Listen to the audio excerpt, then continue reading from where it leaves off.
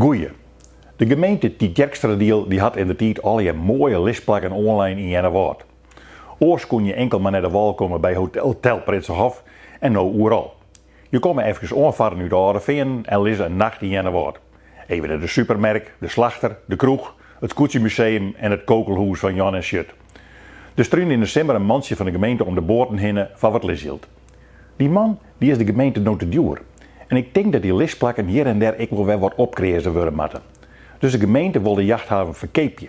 Dikke winst, want het mansje had de hele investering al ophalen verzeld. Die haven zal wel kocht worden door een investeerder en die smiet dat mansje eruit en die maakt er verste listplakken van. Er zijn nog Duitsers, Amsterdammers en Grenzers die het wel lissen willen. Die komen al jaar met bakken vol slaat en ponsjes vlees in de kofferbak. Ze varen de jongens nog voort, zitten net in de kroeg en de woord had er helemaal neer om. Het is tekenend voor de hele recreatiesector hier in Friesland. De oerhiet had in de tijd fikse 7 miljoen om de zaken goed op te zetten, maar nu hadden bestuurders wel wat oors aan de hollen blijkbaar. Alles komt in handen van investeerders die het belang van de meerskip net veregenen, wil ze ten ook krijgt van bedoeld weer. Sjoch wat debat met de campingjes die het veroorien in stikdure recreatiewenden. Sjoch hoe de gemeente de bregen hielden van de turfroute zo heeg meidje dat er haast net in met trofvaren wil. Dan schaffen ze die bregenwippers aan zo en dan gaat de turfroute weer dicht. De Alverstijdenroute is door het groeiend rijdt al haast net meer te bevarren. Geen maar terug.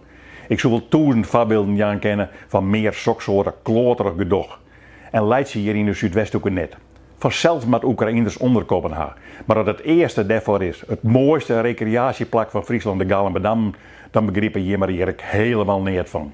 Friesland afficheert hem zelfs als dé recreatieprovincie van Nederland.